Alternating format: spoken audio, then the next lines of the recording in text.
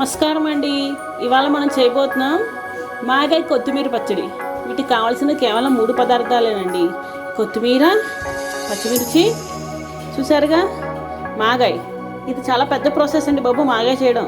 మీ అందరికీ తెలిసే ఉంటుంది మాగాయ ఎలా పెడతారు ఏంటనేది. అదే వేసవకాలంలో పెట్టుకుంటామే మామిడి ముక్కలతో, అదేనండి ఆ పచ్చడి మాగాయ అంటాం. ఆ మూడిటితో మనం ఇప్పుడు మాగాయ పచ్చడి చేయబోతున్నాం. రండి.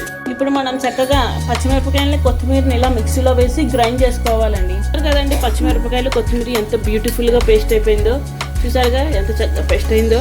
ఇప్పుడు ఇందులో మనం మాగాయ వేసుకుని తిప్పుకుందాం. ఇందాక మీకు చూపించానుగా మాగాయ వేసి తిప్పుదాం. కదండి పచ్చిమిరపకాయలు కొత్తిమీర ఎంత బ్యూటిఫుల్గా పేస్ట్ అయిపోయిందో, చూసారుగా ఎంత చక్కగా పేస్ట్ అయిందో. ఇప్పుడు ఇందులో మనం మాగాయ వేసుకుని తిప్పుకుందాం. ఇందాక మీకు చూపించానుగా మాగాయ వేసి తిప్పుదాం. చూసారు కదా కొత్తిమీర అందులో మాగాయ వేసి ఎలా తిప్పితే ఎంత బ్యూటిఫుల్ పేస్ట్ రెడీ అయిందో.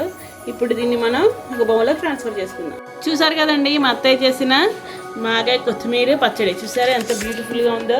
ఇది కనుక మీకు నచ్చినట్లయితే లైక్ చేయండి, షేర్ చేయండి, సబ్స్క్రైబ్ చేయండి.